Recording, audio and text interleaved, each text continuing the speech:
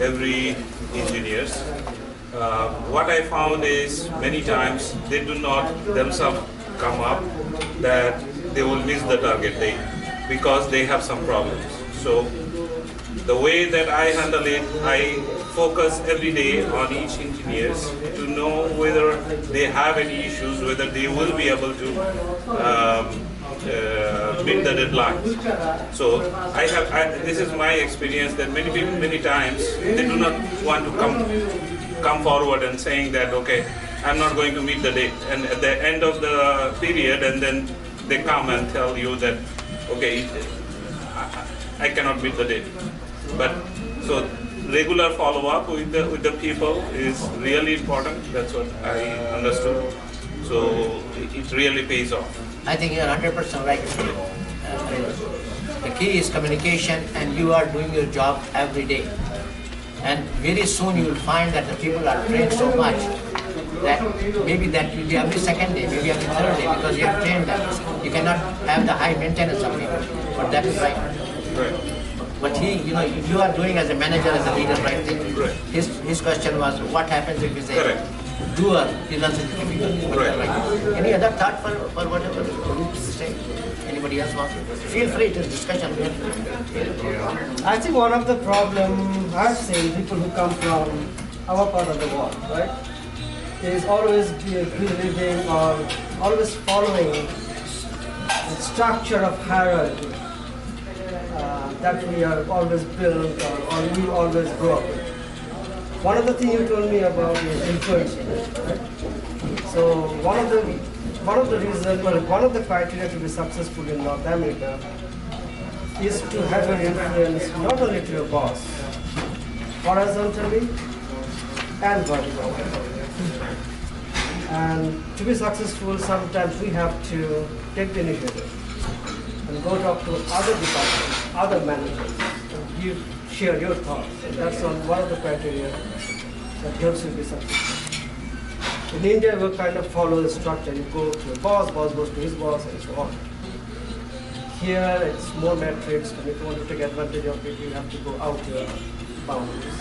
Very good. Very good. I think it's a good example. I'll share a story with that. What he just said, that I have done that in my practical life.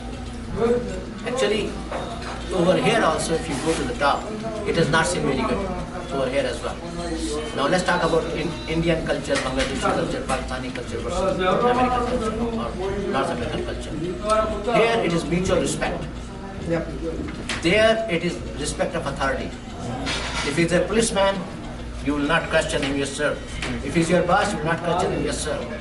If he's your elder, you will not question him, sir, yes sir, Janab. Okay. We are trained to respect the authority. Here, if a policeman is not right, you say, what you are talking about? It's my right, you are violating my right. If a teacher is not telling you the right formula, your legs will be, you must have gone to the university, will be on the table, you say, you are not right. I have read something different. It's very correct, mutual respect versus respect of authority. Coming back to your thing that going to the boss and all that, I have done something different. What I have done is that when I started, I have this color and I'm surrounded by people who are I'm talking in the States, like most of them at that time, when I was going, there were not very many Indians, not very many Bangladeshis, not Pakistanis, very few. And it was difficult to go up. What I did is I helped everybody. No matter what, without asking if I know, I said, here it is, what do you think? What happened? That those people start going up. But then they became my friends, and one of them started pulling me. Because in the room when they talk about this, they say, do you know Anwar? I say, yeah, he's good. And just one comment like this you need in the room when they are making decisions. So what happened that slowly, all my friends went up 2 or 3 levels higher than me, and I was still there. But then they started pulling me. Once they started pulling me, because now I have created a zone of myself, a network of myself, of those friends. I'm 10 years behind. But when I reached there, I started performing, and I overdid that, and after 5 years, I became their boss. So it works.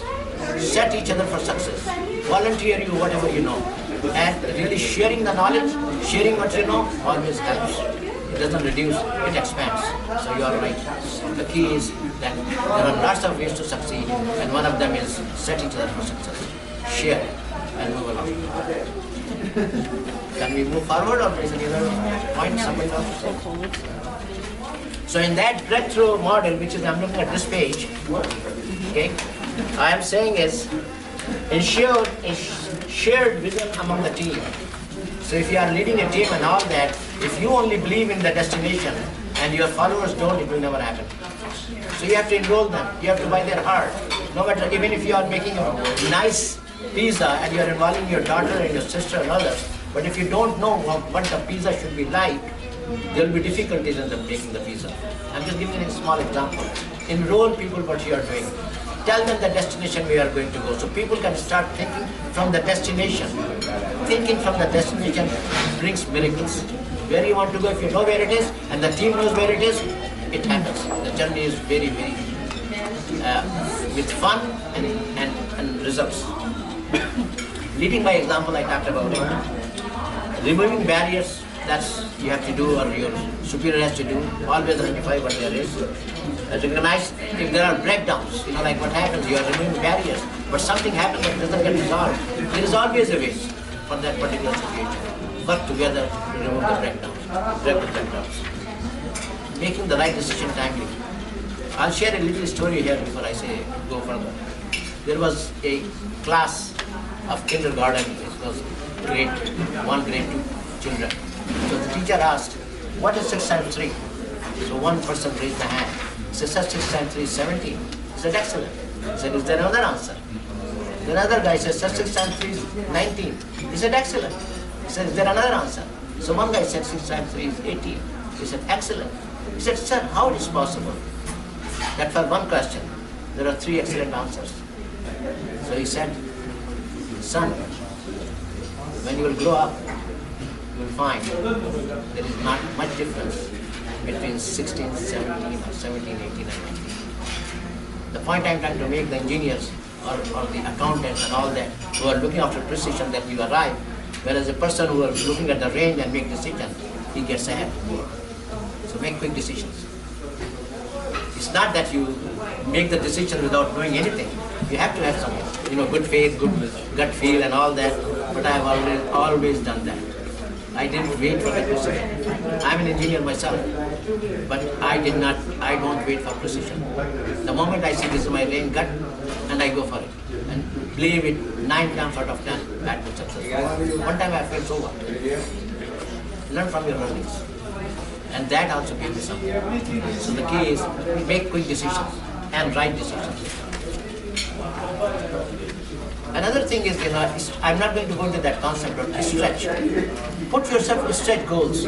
If you are saying that you want to achieve that yourself in $1 million, try to do it in 750,000. Then you will reach before $1 million. But if you leave the target of $1 million, then you will cross that. Let's say just an apartment, if you are buying an apartment. You say my budget is 200,000. Try to look for 175. You will find below 200,000. But if you go for 200,000, you will exceed.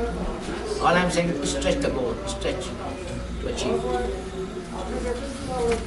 Now this sheet, I don't know if I want to go through that, but probably I will. There is something that you will never find in the book. It is created by myself. What it is telling, like the behavior and technology, how do you use. If you are a welder, your 90% of the time is on the hands-on because you'll be welding. But if you are a CEO, you'll not be doing the hands-on.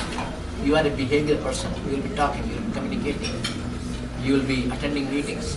So try to see where you fit in that and train yourself in that.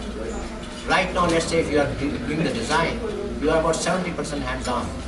But if you become manager like him, he's saying that he looks after 20 people, he doesn't spend much time on hands-on design. He spends maybe 10-15%. So train yourself what you are doing in that.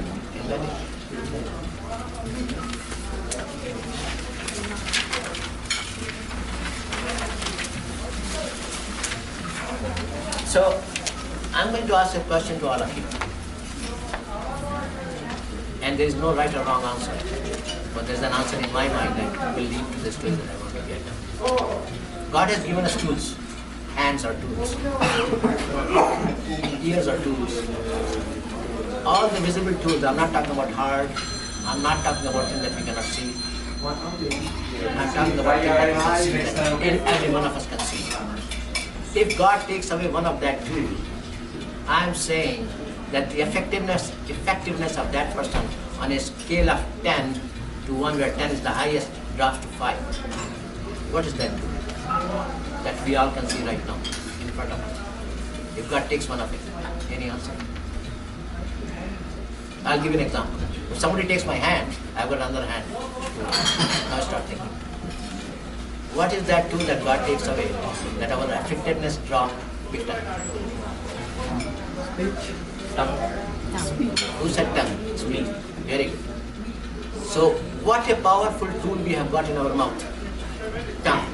Look at tongue. Hold your tongue. Hold your tongue. Just, and try to talk.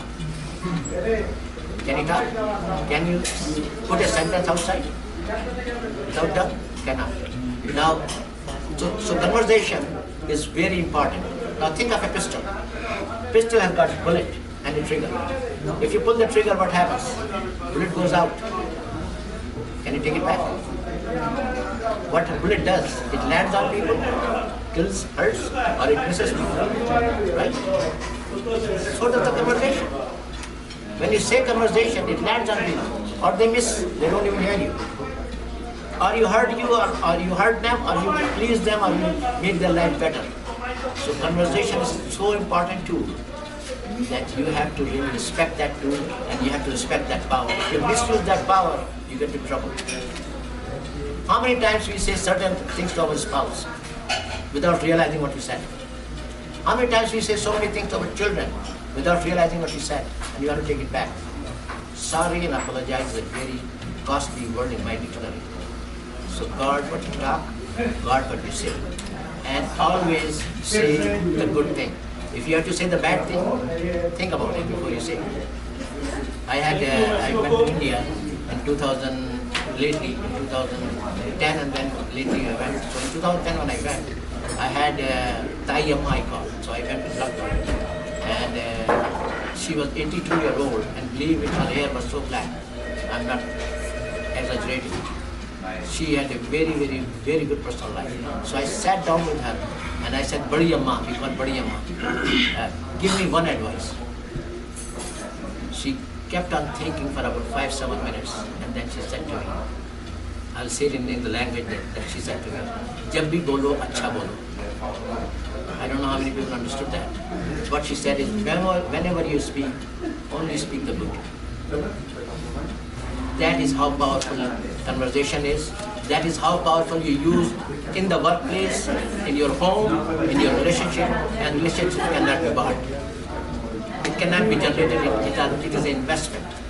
That's important if you want to be successful. That's what I said, jab bhi kaho acha kaho. You know, that was the story that I wanted to share.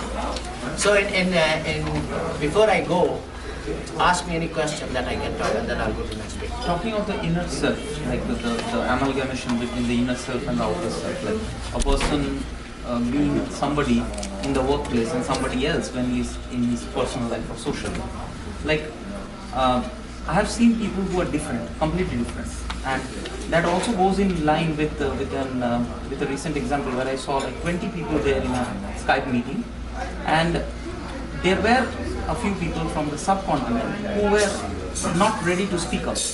They are more inclined towards like chatting up with another person because he doesn't want to speak up amongst 20 people. And then I know that person personally, and I know that he's a different person. He communicates very well when he's by himself. But when he comes to the office, when he's in his workplace, he's a different person completely. So how do we track these people?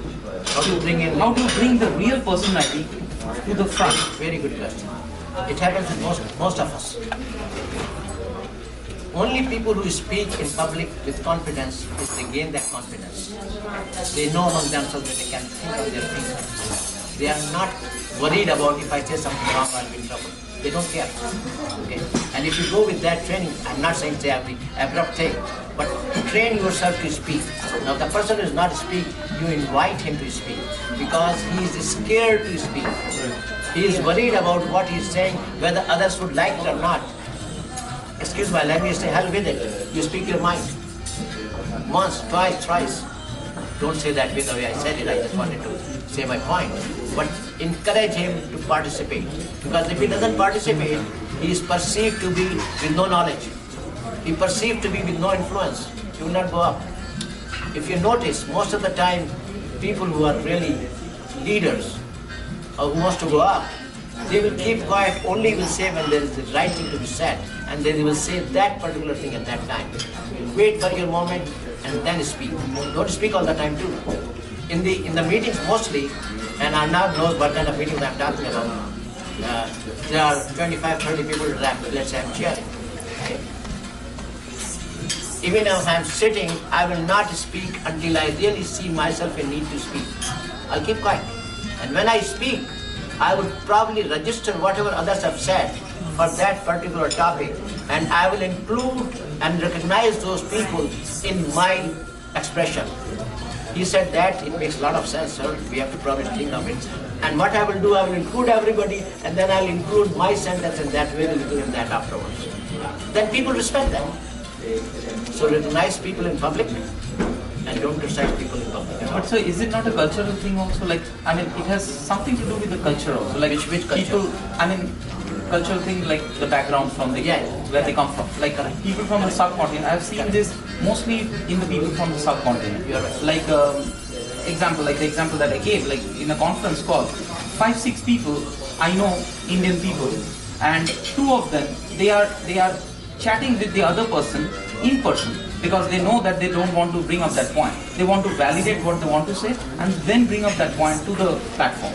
But so I want to know whether it's a cultural thing because I don't see this in people from Quebec or America in general, like the white people. I've seen them like really confident, and it's not that, as you said, it's not that they speak a lot, but they speak what makes sense. Okay. So you hit a very good point. Culture means how you think about things and how you do things.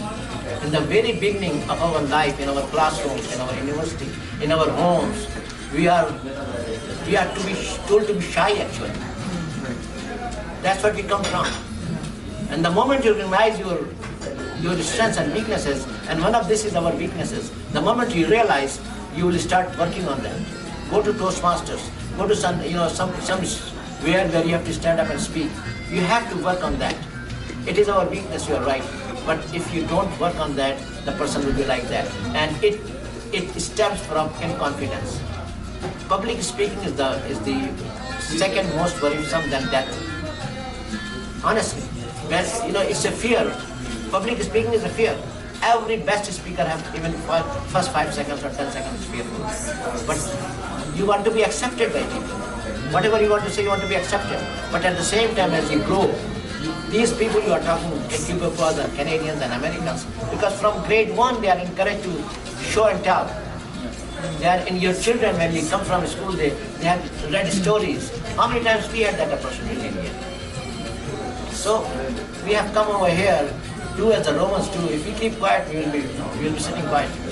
You have to speak, and you have to speak firmly and nicely. So something that we have to work. And also you have to listen to the intent. Another thing is that we simply, whenever somebody is talking, we are already jumping on our solution and trying to tell. And what we have done is, we have disrespected that person who is talking to. We have missed the intent that the person is trying to speak. We even don't listen to the words that the person has done.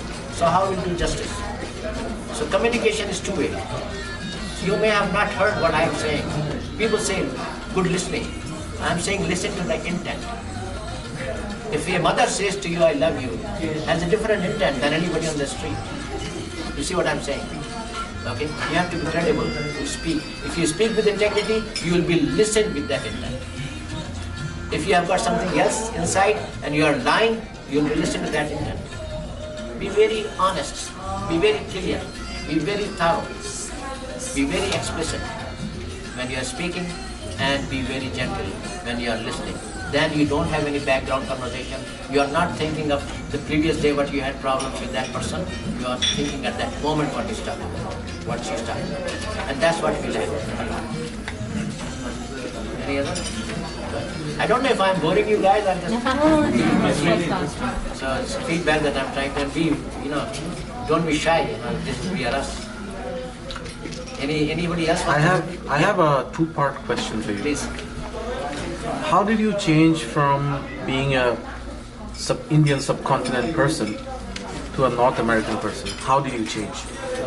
How did you make your transition? It's not only cultural. Let me give you an example. Like, for example, even in any culture, we have some unspoken rules. Let's just say, for example, if a vice president of a company is visiting, you're expected to shave. Just giving an example. It's an unspoken rule, social rule. How and when did you decode these rules when you came to North America? Very good question. Very good question. Okay, so times are changing. Diversification is happening. I don't think that the rules are that strict anymore as they used to be in 90s and 2000 and 2010. Things are changing. So life is going to be easier now. Diversification, especially in Canada, is happening a lot. But you have to be realizing that. So how to really create a relatedness. Relatedness is something that I feel very comfortable with now because we go to dinners together, we play